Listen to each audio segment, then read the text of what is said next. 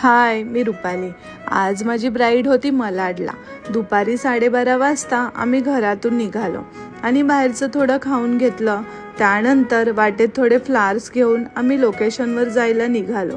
दुपारी 1:30 वाजता आम्ही लोकेशनवर पोहोचलो आणि हा होता आजचा हॉल। हॉलवर पोचताच सेटअप लावायला सुरुवात केली। सेटअप झाल्यानंतर ब्राईडची साडी प्लेटिंग करून ठेवली। ब्राईडला यायला वेळ होता तर मग जेवण सुद्धा घेतलं। नंतर वेट करत बसलो। 4:45चा मुहूर्त होता आणि ब्राईड 4 वाजले तरी मेकअपसाठी आली नव्हती। त्यानंतर फायनली 4:15 नंतर ब्राईड आली। मग वेळ न घेता मी पटापट मेकअपला सुरुवात केली आणि त्यात आज हेअरसुद्धा मलाच करायचे होते, पण वेळ खूप कमी होता। तेवढ्यात ह्या ताईंना मी रिसेप्शन चेंजसाठी बोलावलं होतं आणि त्या लवकर आल्या होत्या, सो मला त्यांची खूप हेल्प झाली। मग ब्राईडला 20 मिनिटातच रेडी केलं।